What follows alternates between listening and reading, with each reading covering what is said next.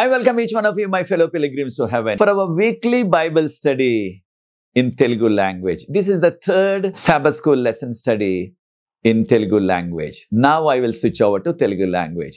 ప్రియ సోదరి సోదరులారా, మిమ్మల్ని అందరినీ కూడా మన వారపు బైబిల్ పఠనానికి ఆహ్వానిస్తున్నాను. ఇది 3వ సబ్బాతు బడి పాఠం. మనకి దేవుని యొక్క మహాకృపను బట్టి ఈ 3వ పాఠాన్ని చదివే అవకాశాన్ని, అదృష్టాన్ని ప్రవేశిస్తున్నారు మనకి. ప్రార్థించక ముందు మీకు అందరికి కూడా వందనాలు చెల్లించాలా.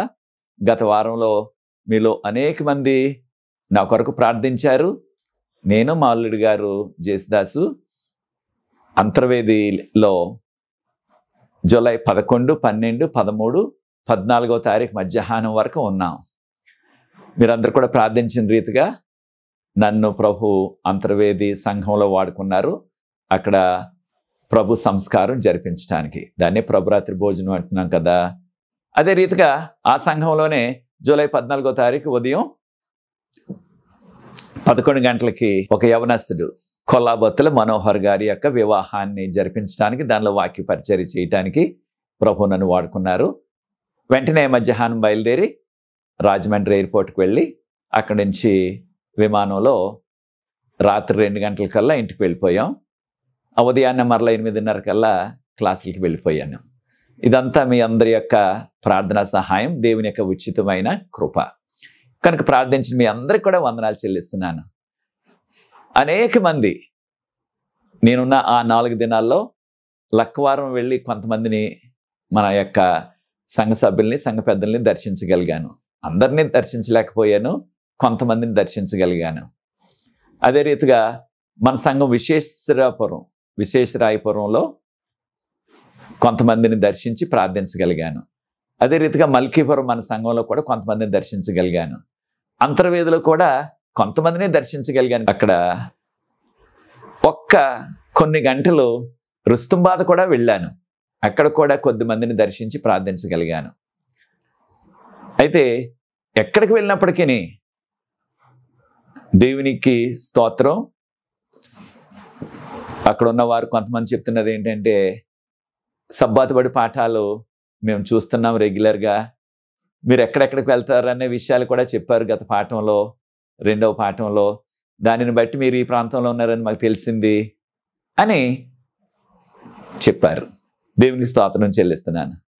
లక్కవరం సంఘంలో సంఘ పెద్ద గారు కందికట్ల సుమన్ రాజయ్య గారు ఇంటికి వెళ్తే వారు దర్శించడానికి, ప్రార్థించడానికి వారు అంటున్నారు, అయ్యా మీరు సబ్బాత్ స్కూల్ లెసన్లో చెప్పిన విషయాలు, ముఖ్యంగా ఎక్కడికెక్కడికి వెళ్తున్నారో దాన్ని బట్టి మాకు ఒక అవగాహన వచ్చింది, మీరు ఈ ప్రాంతంలో ఉన్నారని. దాంతోపాటు ప్రతి వారం కూడా ఈ పాఠం వరకు మేము ఎదురు చూస్తున్నాం, దాన్ని ఖచ్చితంగా వీక్షిస్తున్నాం అని చెప్పారు. అలాగే అనేక మంది సంఘ సభ్యులు కూడా ఆ ప్రాంతాల్లో చెప్పారు. దేవునికే స్తోత్రం, దేవునికే మహిమ కలుగును గాక. నేను ప్రారంభించింది చిన్న ప్రయత్నం. ఆ యొక్క కరోనా సమయంలో చర్చిలన్నీ కూడా మూసేశారు కనుక కనీసం పాఠం అందరూ కూడా వినగలుగుతారు ఆన్లైన్లో, ఈ యొక్క యూట్యూబ్ ద్వారా అని ప్రారంభించాను. దానిని దేవుడు ఆశీర్వదించారు. మీరందరూ కూడా దాన్ని ఆమోదిస్తున్నారు. మీరందరూ కూడా దాని కొరకు మీరు చేయగలిగిన ప్రయత్నం ప్రార్థిస్తున్నారు. మీలో అనేక మంది మీకు తెలిసిన వారికి మరలా ఆ లింక్ని పెడుతున్నారు, ఎంతో సహకరిస్తున్నారు. దేవునికి స్తోత్రం. ఇదంతా దేవుని యొక్క వాక్యంలో మనందరం కూడా పెరిగి ఆధ్యాత్మికంగా బలపడి ప్రభు రాకడ కొరకు సిద్ధపడాలన్నదే నా యొక్క తపన, మీ అందరి యొక్క కోరిక కూడా. కనుక ప్రియ సోదరి సోదరులారా, మేము 4 దినాలు అంతర్వేదిలో నేను, మా యొక్క అల్లుడు గారు జేసుదాస్ గారు ఉన్నాం. అయితే మాకు ఎంతో చక్కని ప్రేమపూర్వకమైన ఆతిథ్యం, మా సొంత గృహం కంటే కూడా ఎంతో సదుపాయంగా మాకు ఆతిథ్యం ఇచ్చారు కొల్లాబొత్తుల శాంసోనయ్య గారు, మన యొక్క సంఘ పెద్దల్లో ఒకరు. వారు అక్కడ అంతర్వేదిలో, వారి యొక్క సతీమణి గారు పద్మ గారు. వీరిద్దరు ఎంతో ఆప్యాయతతో మమ్మల్ని ఆదరించి మాకు ఆశ్రయం ఇచ్చారు. వారింట్లోనే చక్కని ఏసీ గది కూడా ఇచ్చారు మాకు, చక్కగా విశ్రాంతి తీసుకోవటానికి. కనుక వారికి కూడా వందనాలు చెల్లిస్తున్నాను నేను. ఈ యొక్క 3వ పాఠంలో కొనసాగుదాం. ప్రార్థన. పరిశుద్ధ ప్రేమ గల మా తండ్రి, మీకు స్తుతులు స్తోత్రాలు వందనాలు చెల్లిస్తున్నాం. మాకు 3వ పాఠాన్ని కూడా చదివే ధన్యత దయచేశారు, వందనాలు చెల్లిస్తున్నాం ప్రభా. దీన్ని వీక్షిస్తున్న ప్రతి వ్యక్తిని ఇతరులకి ఈ యొక్క లింక్ని ఎవరైతే పంచుతున్నారో వారందరినీ కూడా ప్రత్యేకంగా ఆశీర్వదించండి. మీ కృపా సన్నిధి మాతో ఉంచండి. నాకు సహకరిస్తున్న యవన బిడ్డలను ఆశీర్వదించండి. మీ కృపతో మమ్మల్ని అందరినీ నింపి నడిపించవలసిందని, మీ ఆశీర్వాదం మాకు దయచేయమని, ఈ మర్మాలు తెలుసుకోవటానికి పరలోకపు జ్ఞానాన్ని మాకు ప్రసాదించి మీరే పరిశుద్ధాత్మతో మమ్మల్ని నింపమని, మీరే మహిమ ఘనత ఈ పాఠం ద్వారా కూడా తెచ్చుకోనమని యేసు ప్రభువు వారి పరిశుద్ధమైన నామమును బట్టి ప్రార్థిస్తున్నాను తండ్రి. ఆమేన్. ప్రియ సోదరి సోదరులారా, ఇంగ్లీష్ టైటిల్ రఫ్ స్టార్ట్ అన్నారు. మన యొక్క భాషలో కష్టాలతో ఆరంభము, కష్టాలతో ఆరంభము అని తర్జుమా చేస్తున్నాను. ఈ వారం మనం నిర్గమకాండం 5వ అధ్యాయం 6వ అధ్యాయం 7వ అధ్యాయంలో మొదటి 7 వచనాల్ని మనం ధ్యానించబోతున్నాం. కనుక వచనాన్ని ధ్యానించడానికి అవకాశం లేదు కనుక మీరు ప్రార్థనాపూర్వకంగా నిర్గమకాండం 5వ అధ్యాయం 6వ అధ్యాయాన్ని చదవలసిందిగా కోరుతున్నాను. అదే రీతిగా ప్రియ సోదరి సోదరులారా, నిర్గమకాండం 5వ అధ్యాయంలో మోషే గారు, ఆయన యొక్క అన్నైన అహరోను గారు ప్రభు చెప్పారు కదా, మీరిద్దరు కూడా ముందు ఇశ్రాయేలీల దగ్గరికి వెళ్ళండి, ఇశ్రాయేలీల పెద్దల దగ్గరికి వెళ్ళండి, వారందరితో మీరు ప్రభువు మమ్మల్ని పంపించారని చెప్పండి అన్నారు. ఆ రీతిగానే వారు వెళ్ళి చెప్పారు. చెప్తే వారు స్పందించలేదు. మనందరికీ తెలుసా విషయాలు. వారు స్పందించలేదు. కారణం ఏంటి? దేవుడు మిమ్మల్ని పంపాడా లేదా అనే అనుమానం అనేక మంది వ్యక్తపరిచారు. దాంతోపాటు ప్రభు అన్నారు, మోషే అహరోను మీరిద్దరు కూడా ఆ యొక్క దేశపు రాజు, ఈజిప్టు యొక్క రాజు, ఆయన్నే ఫరో అంటారు. ఫరో అంటే రాజు, ఆ దేశానికి రాజు అనమాట. కనుక ఫరో దగ్గరికి వెళ్ళండి, వెళ్ళి మా దేవుడు ఈ విధంగా చెప్పాడు, మా ప్రజలందరినీ కూడా నీవు పంపించు, మేము అరణ్యంలోకి వెళ్ళి 3 దినాలు మేము దేవునికి బలియాగం చేసి బలియార్పణలు చేసి మా దేవుని పూజిస్తాం అని మీరు సెలవు అడగండి అని ప్రభు చెప్పారు. ప్రభు చెప్తే ప్రభు చెప్పినట్లుగానే వెళ్ళారు. ప్రభు చెప్పినట్లుగానే వెళ్ళారు. మనకున్న మూలవాక్యం, కంఠత వాక్యం ఈ వారం నిర్గమకాండం 5వ అధ్యాయం మొదటి 2 వచనాలు. నిర్గమకాండం 5వ అధ్యాయం మొదటి 2 వచనాలు. దీన్ని ఇక్కడున్న యవనస్తులు చదివి వినిపించవలసిందిగా కోరుతున్నాను. పరిశుద్ధ గ్రంథం నుంచి కంఠత వాక్యము నిర్గమకాండము 5వ అధ్యాయము 1-2 వచనాలు చదువుకుందాం. తర్వాత మోషే అహరోనులు వచ్చి ఫరోను చూచి, ఇశ్రాయేలు దేవుడైన యెహోవా అరణ్యములో నాకు ఉత్సవము చేయుటకు నా జనమును పోనిమ్మని ఆజ్ఞాపించుచున్ననిరి. ఫరో నేను అతని మాట విని ఇశ్రాయేలును పోనిచ్చుటకు యెహోవా ఎవడు? నేను యెహోవాని ఎరుగును, ఇశ్రాయేలును పోనేనెను. గ్రంథంలోనే 2వ సంవత్సరం చదువుతున్నారు. వీరికి వివాహం అయింది. ఒక కుమార్తె, చిన్న కుమార్తె. వీరిది కేసినపల్లి, మన యొక్క అంబేద్కర్ కోనసీమ జిల్లాలో కేసినపల్లి. ఈ యొక్క యవనస్తుడి కొరకు ప్రార్థించండి, ఆయన చదువు కొరకు, ఆయన కుటుంబం కొరకు ప్రార్థించండి. థ్యాంక్ యూ పాస్టర్ గారు. మోషే అహరోనులు ఫరో రాజు దగ్గరికి వెళ్ళి, మా దేవుడు చెప్పారు, మా ప్రజలను పంపించండి, మా యొక్క దేవునికి మేము బలియాగం చేసి మేము పూజించాలా, 3 దినాలు వెళ్ళాలా ఆ అరణ్యంలోకి అన్నారు. అనేటప్పటికీ ఫరో గారు అన్నాడు, ఎవరా దేవుడు? ఆ దేవుడు చెప్పిన దానికి నేనెందుకు లోబడాలా? ఆ దేవుడు ఎవరో నాకు తెలియదు.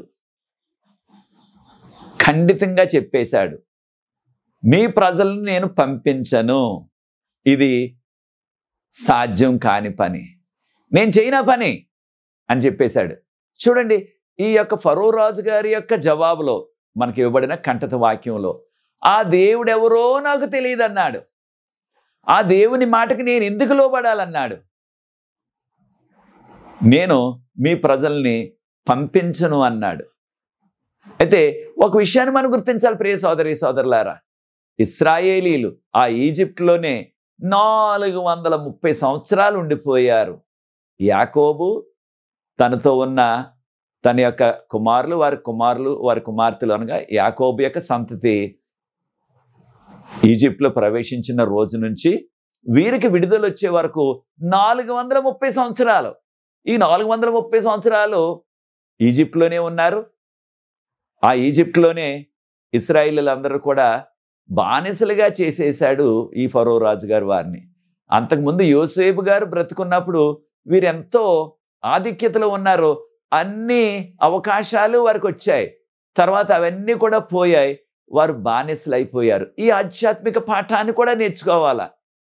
కొన్ని సందర్భాల్లో మనం కూడా ఎంతో చక్కగా అన్ని సదుపాయాలతో తులతూగుచు సంతోషంగా మనం గడుపుచు అన్నీ కూడా మనకి కలిగి ఉన్నాయి, కావాల్సిన అవసరతలన్నీ కూడా. అయితే ఏదో విపత్తు వస్తుంది. ఆ విపత్తు వలన ఒక అనారోగ్యం అవనివ్వండి, ఆ కుటుంబంలో మరణాలు అవనివ్వండి, లేకపోయినట్లయితే వారు ఎంత చక్కని బ్రతుకు బ్రతికినప్పటికీ ఇంతకు ముందు ఇప్పుడు అవన్నీ కూడా ఒట్టి జ్ఞాపకాలుగా మిగిలిపోతాయి తప్ప కాను అనేకమైన కష్టాలు ఆ వచ్చిన ఆ శ్రమలను బట్టి. అయితే ప్రియ సోదరి సోదరులారా, ఇశ్రాయేలీలకు కూడా అలాగే జరిగింది. యోసేపు గారు ఉన్నప్పుడు ఏ లోటు లేదు, గోషాను ప్రాంతంలో ఉన్నారు. ఇప్పుడు యోసేపు గారు చనిపోయిన తర్వాత వారందరినీ కూడా వెట్టి చాకరీ చేయించేశారు. ప్రియ సోదరి సోదరుడు, నీవు కూడా ఒకవేళ ఇంతకుముందు ఎంతో చక్కగా జీవించి పరిస్థితులను బట్టి లేకపోతే నీ కుటుంబంలో వచ్చిన కలహాలను బట్టి నీవు ఎంతో దీనస్థితికి దిగజారిపోయావా? రోజు ఏదో కూలి పని చేసుకుంటే కానీ మనకి ఆ దినం గడవకుండా ఉండే లాంటి గడ్డు పరిస్థితి వచ్చేసిందా? లేకపోతే ఎంతో చక్కగా నీకు ఏ లోటు లేకుండా జీవించిన నీవు ఇప్పుడు ఎంతో రోజంతా ఏదో కాయ కష్టం చేస్తేనే కానీ ఆ రోజుకి ఆహారం లేని పరిస్థితికి వచ్చేసావా? నిజమే, కొన్ని సందర్భాల్లో అది జరుగుతుంది. ఒక విషయాన్ని కూడా మనం గుర్తించాలి, ఆ పాఠాన్ని మనం నేర్చుకోవాలా. చాలాసార్లు కొంతమంది అనుకుంటారు, ప్రజలు, కొంతమంది బోధకులు కూడా చెప్తున్నారు అలాగా, యేసు ప్రభువుని నమ్ముకుంటే నీకున్న కష్టాలన్నీ తీరిపోతాయి అని కొంతమంది అంటున్నారు. అయితే ప్రియ సోదరి సోదరులారా, యేసు ప్రభువుని నమ్ముకున్న వెంటనే కష్టాలన్నీ తీరిపోతాయని మనకి ఎక్కడ భరోసా లేదు. అయితే యేసు ప్రభువు నమ్ముకున్న దినాన్ని నుంచి ఇంకా సాతాను ఎక్కువ కష్టాలు తెచ్చి పెడతాడు మనకి. అయితే ఒక విషయాన్ని కూడా మనం గుర్తించాలా, యేసు ప్రభువుల విశ్వాసం కొనసాగినట్లయితే తప్పకుండా ప్రభు ఆ కష్టాలను ఒకటి తీరుస్తారు. కానీ ప్రభు నమ్ముకుని బాప్తిసం తీసేసుకుంటే నాకున్న బాధలు తగ్గిపోతాయి, నాకున్న సమస్యలన్నీ తొలగిపోతాయి, నాకున్న ఆర్థిక ఇబ్బందులన్నీ కూడా తొలగిపోతాయి అనుకునేవారు చాలామంది ఉంటున్నారు. ఆ రీతిగా కొంతమంది బోధకులు బోధిస్తున్నారు. దీన్ని ఇంగ్లీష్లో ప్రాస్పారిటీ గాస్పెల్ అంటున్నాం. అంటే యేసు ప్రభువు నమ్ముకుంటే ఇంకా అంత మనకి మేలే జరుగుతుంది, క్షేమమే జరుగుతుంది, ఏ విధమైన లోటు కీడు కష్టం నష్టం రాదు అన్నట్టుగా చెప్తుంటే కొంతమంది ఆ యొక్క లబ్ధి పొందాలని, ఆ కష్టాల నుంచి శ్రమల నుంచి ఇబ్బందుల నుంచి అప్పుల నుంచి బయటపడాలని యేసు ప్రభువు నమ్ముకుంటున్నాను, నేను బాప్తిసం తీసుకుంటున్నానని తీసుకుంటున్నారు. అయితే ఆ విధంగా కష్టాలు పోవసమా? ఇశ్రాయేలీలకు కూడా ఇదే జరిగింది. వారికి కూడా అనేకమైన కష్టాలు వచ్చాయి. అయితే ప్రియ సోదరి సోదరులారా, మనం నేర్చుకోవాల్సింది ఏమిటంటే, ఈ యొక్క ఇశ్రాయేలీలు ఈజిప్ట్లోనే అంతకాలం 430 సంవత్సరాలు ఉన్నప్పటికీ ఆ దేవుడు ఎవరో నాకు తెలియదు అంటున్నాడు ఆ రాజుగారు, ఫరో రాజుగారు. అయితే ఖచ్చితంగా ఆ దేవుని గురించి ఎక్కువ వివరాలని తెలియకపోయినప్పటికీ యూదుల దేవుడు అంటే ఎవరు, ఆ యొక్క ఇశ్రాయేలీలు ఎవరిని పూజిస్తారు, ఆ వివరాలు ఖచ్చితంగా ఎవరైనా ఆ దేశంలో ఇంతకాలం ఉన్నారు కనుక ఆ రాజుగారు చిన్నప్పటి నుంచి పుట్టి పెరిగినప్పటి నుంచి కూడా ఇశ్రాయేలీలు చుట్టుపక్కల ఉంటూనే ఉన్నారు. వారి గురించి ఏదో కొద్ది గొప్ప తెలుస్తుంది. ఆ వివరాలన్నీ వారి యొక్క నమ్మకాలు వారి సిద్ధాంతాలు తెలియకపోయినప్పటికీ ఆ దేవుడి గురించి తెలుసు. ఈయనేమంటున్నాడు, ఆ దేవుడు ఎవరో నాకు తెలియదు. దీన్ని మనం నాస్తికత్వం అంటున్నాం, ఎథియిజం. కారణం ఏంటి? ఆ దినాల్లో ఈజిప్ట్లో ఎవరైతే ఫరోగా ఉంటారో ఆయన్ను ప్రజలు అనగా ఈజిప్టు వాసులందరూ కూడా దేవునిగా పరిగణించి ఆయన పూజించేవారు, దేవునిగా పరిగణించి ఆయన పూజించేవారు. కనుక ఫరో అనుకుంటున్నది ఏంటి? నేనే దేవుణ్ణి, నేనే దేవుణ్ణి, ఇంకా వేరే దేవుడు ఎవరు అన్నట్టుగా గర్వించాడు. కనుక ప్రియ సోదరి సోదరులారా, ఇది చాలా ప్రమాదకరమైన పరిస్థితి. నాస్తికత్వం అంటే దేవుడు లేడని. మనకి కీర్తన గ్రంథంలో 14వ కీర్తనలో చదువుతాం కదా, ఏమని? దేవుడు లేడని బుద్ధిహీనులు తమ హృదయములో అనుకొందురు. తప్పకుండా అలాంటి వారు చాలామంది ఉన్నారు ఈ లోకంలో. కనుక ప్రియ సోదరి సోదరులారా, మనం జాగ్రత్తగా ఉండాలి, దేవుని నమ్మాలి, దేవునికి లోబడాలి. ఆయన మాట, ఈ దినాల్లో ఆయన మాటలు ఎక్కడున్నాయి, మనకి ఎక్కడ దొరుకుతాయి? పూర్వకాలంలో ప్రవక్తలు చెప్పేవారు. ఇప్పుడు ఆ మాటలన్నీ కూడా బైబిల్ గ్రంథంలో ఉన్నవి. కనుక బైబిల్ గ్రంథంలో ఉన్న మాటలు అనగా వాటిని మనం చదివి, ఒకవేళ మనకు చదువు రాకపోయినట్లయితే వాటిని విని ఆ దేవుని మాటలకు లోబడాలా. అలా చేసినట్లయితే మనం దీవించబడతాం. కనుక ఇక్కడ రాజుగారే దేవుడు లేడంటున్నాడు, ఈ దేవుడు ఎవరో నాకు తెలియదు అంటున్నాడు. అలాంటి పరిస్థితికి మనం దిగజారవద్దు, దానివల్ల ప్రమాదం కొని తెచ్చుకోవద్దు. అయితే మరొక విషయాన్ని కూడా మనం గమనించాలా. అదేంటంటే ప్రియ సోదరి సోదరులారా, ఈ లోకంలో అనేక మంది దేవుళ్ళుగా దేవతలుగా చలామణి అవుతున్నారు. అలాంటి వారి జోలికి మనం పోవద్దు, వారిని పూజించవద్దు. కారణం ఏంటి? ఎవరిని పూజించాలి మనం అంటే, ఆకాశమును భూమిని సముద్రమును జలధారలను సృజించిన వానినే పూజించుడి అని ప్రకటన గ్రంథం 14:7 ఆఖరి భాగంలో చెప్పబడ్డది. కనుక ప్రియ సోదరి సోదరులారా, ఈ సత్యాన్ని మనం నేర్చుకోవాలా. ఎవరిని పూజించాలా? ఆ సృష్టికర్తనే. దేవుడే సమస్తాన్ని సృజించినట్లుగా ఆదికాండం 1-2 అధ్యాయాలు చదువుతున్నాం. మనల్ని ఆయన స్వరూపంలో ఆయన పోలిక చొప్పున చేశారు. ఆదికాండం 1:26 కనుక దేవుని తప్ప ఇక ఎవరిని కూడా మనం పూజింపరాదు. మరొక విషయాన్ని కూడా మనం గుర్తించాలా.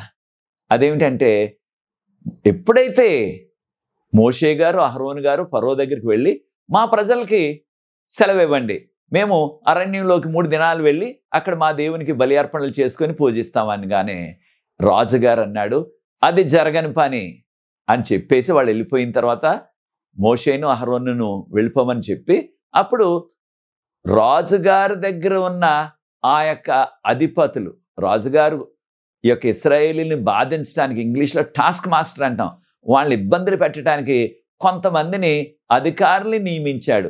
ఆ అధికారులను పిలిచి వాళ్ళతో అన్నాడు రాజుగారు, ఈ ఫరో గారు, ఇగో ఇశ్రాయేలీలంట ఎక్కడో అరణ్యంలోకి వెళ్ళి 3 దినాలు వారు ప్రార్థన చేసుకుని వస్తారంట. కనుక అంటే వారికి సరిపడా పని ఇవ్వట్లేదు మీరు, సరిపడా పని చెప్పట్లేదు మీరు. వారు ఖాళీగా ఉండి ఏమీ కూడా ఊసిపోక అప్పుడు మేము అరణ్యంలోకి వెళ్ళి పూజలు చేసుకుని వస్తాం అంటున్నారు. కనుక వీరికి పని ఇంకా ఎక్కువగా చెప్పండి. ఏం పని వారు చేసేవారు? రోజు ఇటుకలు చేయటం. ఆ ఇటుకలు చేయటానికి వారికి దానికి కావాల్సిన ఆ యొక్క గడ్డి, ఎండుగడ్డి ఆ యొక్క రాజుగారు యొక్క సేవకులే వీరికి సప్లై చేసేవారు, వారికి ఇచ్చేవారు అనమాట. కానీ రాజుగారు అన్నారు, ఆ పని మానేయండి ఇంకా. కారణం వీరు చాలా లేజీగా, అంటే సోమర్తనం వచ్చేసింది వీళ్ళకి, సరైన పని లేక, సరిపడే పని లేక. ఏదో కాసేపు పని చేస్తున్నారు, కొన్ని ఇటుకలు చేస్తున్నారు, వెళ్ళిపోతున్నారు. హాయిగా వాళ్ళు ఇంటికాడ విశ్రాంతి తీసుకుని సోమరోళ్ళు అయిపోయారు. కనుక ఈసారి నుంచి గడ్డి కూడా ఇవ్వద్దు, వాళ్ళని తెచ్చుకోమానండి. గడ్డి తేవాలా, ఇటుకలు కూడా రోజు చెయ్యాలా. అయితే ఆ యొక్క గడ్డిని వారికి సొంతగా పోగేసుకోవాలి. కనుక ఈ రోజు నుంచి ఆ ఇటుకలు చేసే పని మీరు తగ్గించవద్దు సుమా. రోజు ఎన్ని ఇటుకలు చేయాలో అన్నీ చేయాలా. ఉదాహరణకు రోజుకు ఒక్కొక్కరు ఒక్కొక్క 1000 ఇటుకలు చేయాలనుకోండి.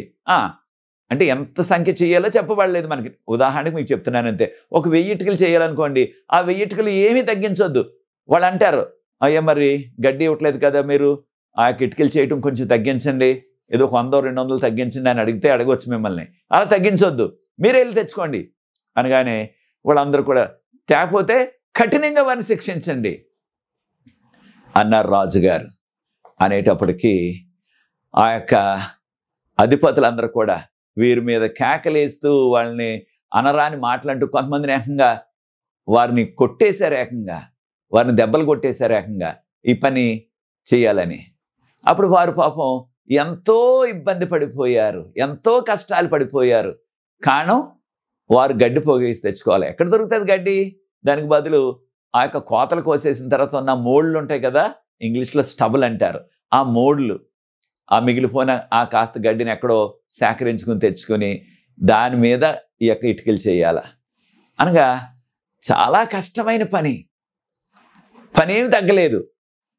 ఎప్పుడైతే ఈ రీతిగా చెప్పారో వీరందరూ కలిసి ఆ యొక్క రాజుగారి దగ్గరికి వెళ్ళిపోయారు. యొక్క ఇశ్రాయేలీలో పెద్దలందరూ కూడా రాజుగారి దగ్గరికి వెళ్ళిపోయారు. వాళ్ళ ఉద్దేశం ఏంటి?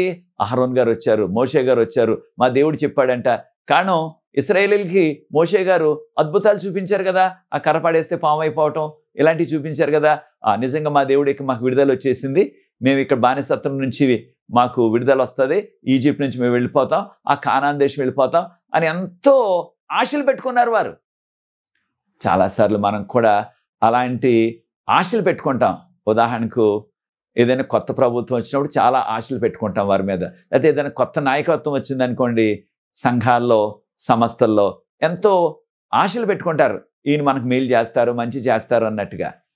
కానీ మోషే గారు అహరోన్ గారు వచ్చిన తర్వాత వీరికి కష్టాలు ఇంకా ఎక్కువైపోయాయి, కష్టాలు ఇంకా పెరిగిపోయాయి. వారు అనుకుంటున్నారు ఈ మోషే అహరోన్ రాకుండా ఉంటే బాగుండు, ఈ మోషే అహరోన్ రావటం బట్టి రాజుగారు మన మీద కక్ష పెట్టేసుకున్నారు అని రాజుగారి దగ్గరికి వెళ్ళి, ఆ ఫరో రాజుగారి దగ్గరికి ఇశ్రాయేలీ పెద్దలందరూ కూడా విన్నవించుకున్నారు. అయ్యా, మాకు చాలా కష్టం అయిపోతుంది, ఇదివరకు మీరు మాకు ఆ యొక్క గడ్డి ఇప్పించేవారు, ఎండుగడ్డి, ఇప్పుడు గడ్డి ఇవ్వట్లేదు, మాకు మేమే ఆ గడ్డి సేకరించుకొని తెచ్చుకోమంటున్నారు. ఎక్కడ తెచ్చుకోవాలి మేము?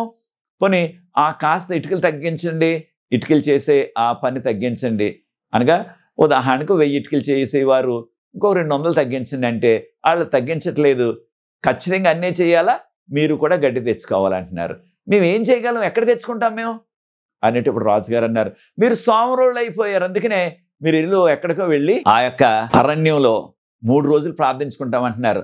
అంటే మీకు సరైన పని లేక ఇలా చేస్తున్నారు కనుక ఇక ఒక్క ఇటుక కూడా తగ్గించం దానిలో నుంచి, మీరు ఖచ్చితంగా వెళ్ళి మీ సొంతగా గడ్డి పోగేసుకుని తెచ్చుకొని ఎండుగడ్డి, అప్పుడు ఇటుకలు కూడా చేసి మాకు మీకు ఎంతైతే ఒక్కొక్కడికి నియమించామో కరెక్ట్గా అన్ని ఇటుకలు రోజుకి చేసేయాల, అలా చేయకపోతే మీకు శిక్ష పడుతుందని రాజుగారు కోపంతో అన్నారు.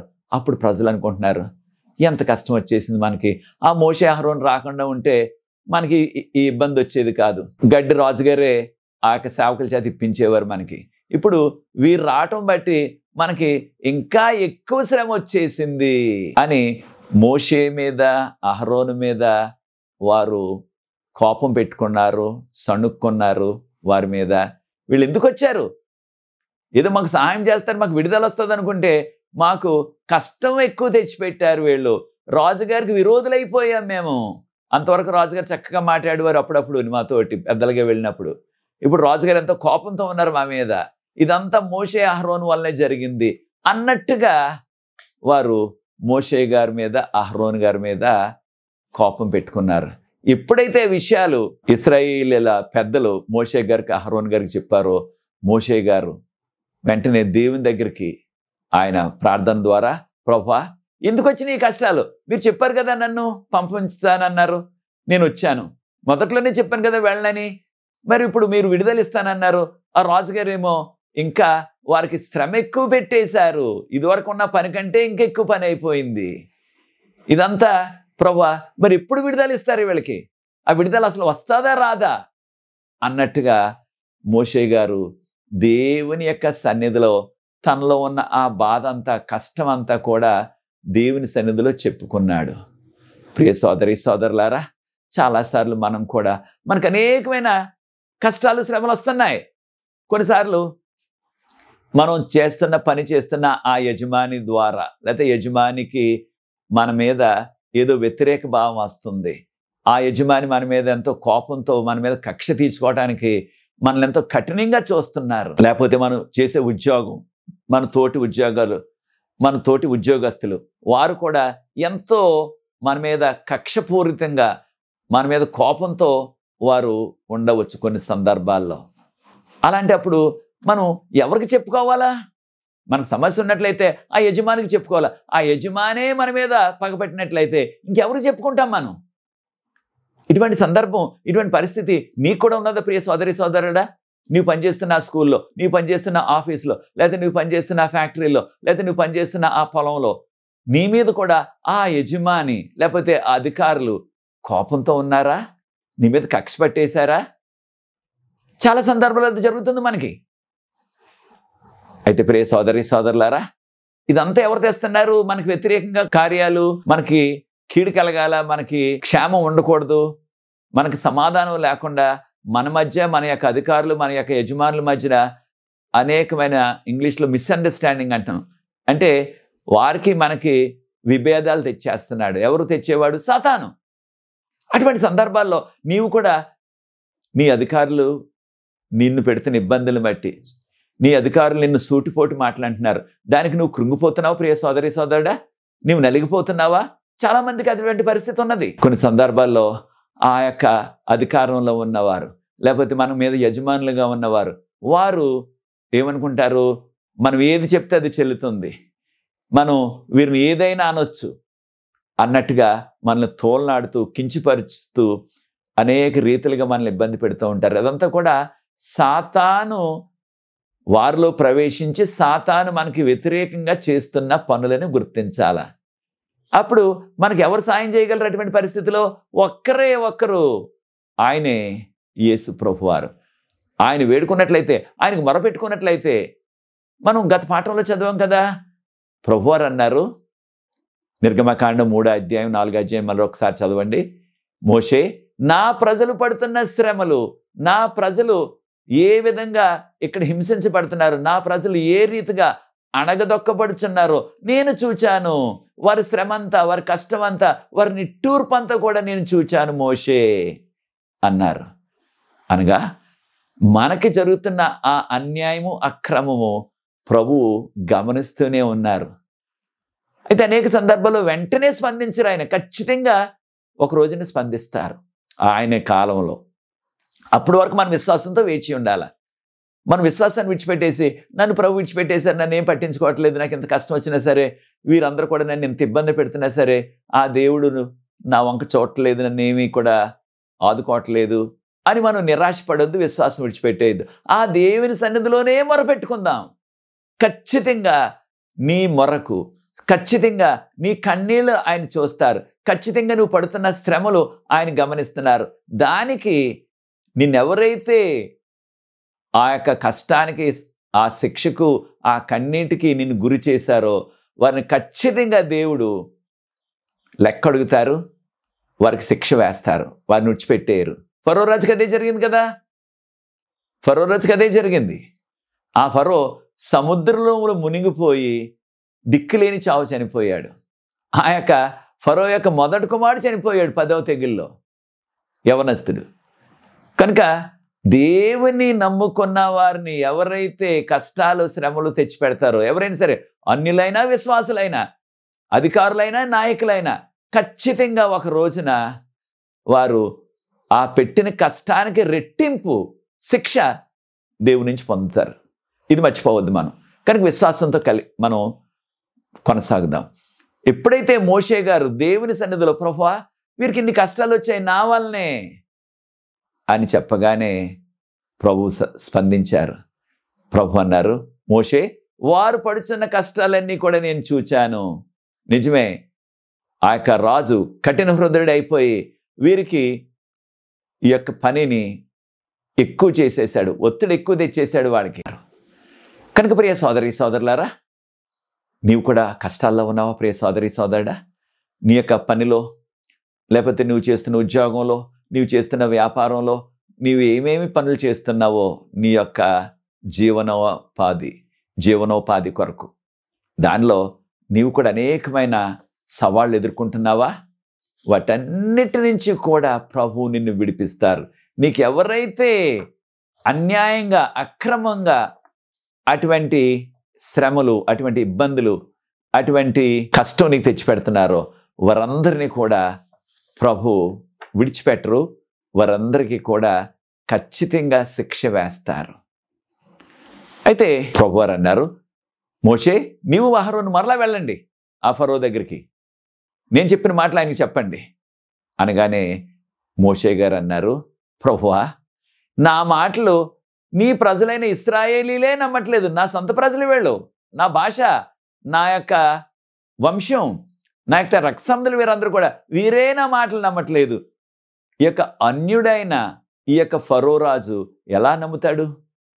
నావి అన్సర్కమసైజ్డ్ అంటున్నారు ఇంగ్లీష్లో, అనగా సున్నతి లేని పెదవులు. పెదవులకు సున్నతి ఏమిటి అంటే, నా పెదవులు పాపపు పెదవులు, నా మాటలు ఎలా నమ్ముతారు ప్రభువా వీళ్ళు అంటున్నారు. నిర్గమకాండం 6వ అధ్యాయం 30వ వచనంలో, నా పెదవులు సున్నతి లేని పెదవులు, నా పెదవులు సున్నతి లేని పెదవులు అంటే పాపపు పెదవులు. సున్నతి లేకపోవడం అంటే ఇక్కడ మనం సాదృశ్యంగా అర్థం చేసుకొని, నా మాటలు ఆ దేవదూతల మాటలు లాంటివి, లేకపోతే ప్రభువా దేవుడైన మీ మాటలు లాంటివి నా మాటలు కాదు కదా, నా మాటలు ఎలా నమ్ముతాడు ఈ యొక్క అన్యుడైన రాజు? ఇశ్రాయేలు నా వారే నమ్మట్లేదు వీటిని. చాలాసార్లు మనకు కూడా ఇటువంటి సమస్య వస్తుంది. మనం బోధిస్తున్న ఆ బోధలు, మనం చెప్తున్న ఈ వాక్యాలు చాలాసార్లు మన తోటి విశ్వాసులే నమ్మటం లేదు. తక్కిన అన్యులు ఎలా నమ్ముతారు అనుకుంటున్నాం మనం చాలాసార్లు. అయితే ప్రియ సోదరి సోదరులారా, ప్రభువారు అన్నారు, నిన్ను మోషే, నిన్ను ఫరో రాజుకి ఒక దేవుడిగా నిన్ను పెడుతున్నాను ఆయనకి. అంటే మోషే దేవుడు కాదు సుమా, ఒక దేవునిగా పెడుతున్నా అంటే ఒక అధికారిగా నువ్వు ఏం చెప్తే అది జరుగుతుంది ఈ యొక్క ఫరో రాజుకు. కనుకనే 10 తెగుళ్ళు రప్పించారు ప్రభువారు మోషే యొక్క మాటల ద్వారా. అదే రీతిగా అహరోను, నీ యొక్క అన్నైన అహరోనును నేను ప్రవక్తగా పెడుతున్నాను. నీవు చెప్పిన నేను నీకు చెప్తున్న మాటలు యొక్క అహరోనుకి చెప్పు. కాను మోషే గారికి ఆ నెత్తి ఉన్నది కదా, కనుక మీ యొక్క అన్నైన అహరోను గారు ఆయన నీ తరపున మాట్లాడతారు. అయితే ప్రభు ఏమంటున్నారు చూడండి, నేను నీతో ఉంటాను మోషే, నేను నీతో ఉంటాను అన్నారు ప్రభువారు.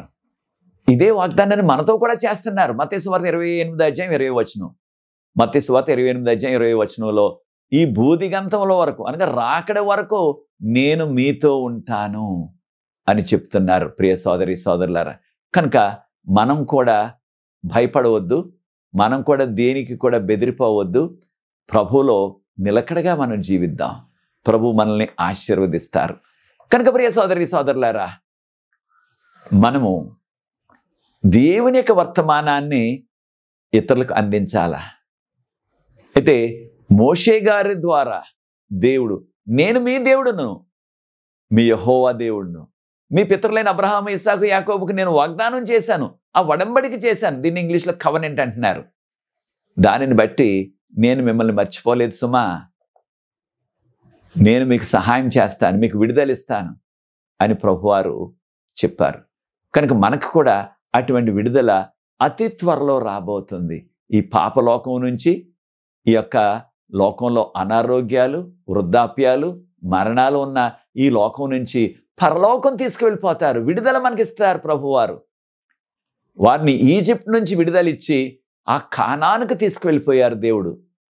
అలాగే మనల్ని కూడా ఈ పాపలోకం నుంచి విడుదలిచ్చేసి, ఈ పాపలోకం నుంచి, పాపం నుంచి మనల్ని విమోచించి ఆ పరలోకపు కానాను, ఇంగ్లీష్లో హెవెన్లీ క్యానన్ అంటున్నాం, పరలోకపు కానానికి తీసుకువెళ్ళిపోతారు. పరలోకపు కానానికి తీసుకువెళ్ళిపోతారు త్వరలో. దీన్నే మనం రెండవ రాకడ అంటున్నాం. కనుక ప్రియ సోదరి సోదరులారా, మనము ప్రభు వచ్చేంత వరకు కూడా, అనగా ప్రభు రెండవ రాకడ వరకు కూడా విశ్వాసంతో, ఓపికతో కొనసాగాల. కారణం, మన ప్రారంభం కష్టాలతో కూడింది, కష్టాలతో కూడిన ఆరంభం. మన యొక్క ఆధ్యాత్మిక జీవితంలో అనేకమైన ఒడిదుడుకులు సాతాను తెస్తున్నాడు.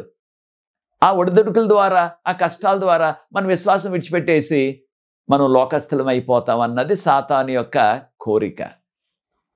ఆ రీతిగా మనం చేయకుండా కష్టాల్లో కూడా మన విశ్వాసంలో నిలబడగలిగినట్లయితే, కష్టాల్లో కూడా ప్రభు వైపు మనం చూడగలిగినట్లయితే, ప్రభు మనకి మనం ఊహించినంత, కలలో కూడా ఊహించినంత ఉన్నతమైన స్థితికి మనల్ని ప్రభు తోడుకు వెళ్తారు.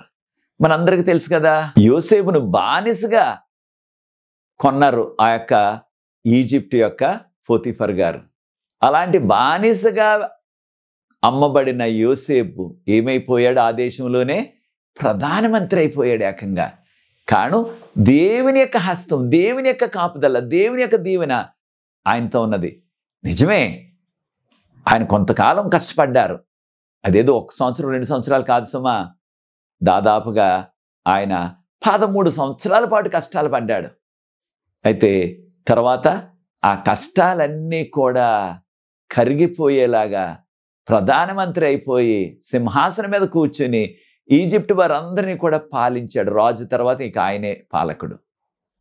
చూచారా ప్రియ దేవుని బిడ్డలారా, మనకు కూడా ఆ రీతిగా ఈ కడవరి కాల చివరి దినాల్లో జీవిస్తున్నాం. మనకు అనేకమైన శారీరక ఆధ్యాత్మిక ఒడిదుడుకులు సాతాను తెచ్చిపెడుతున్నాడు.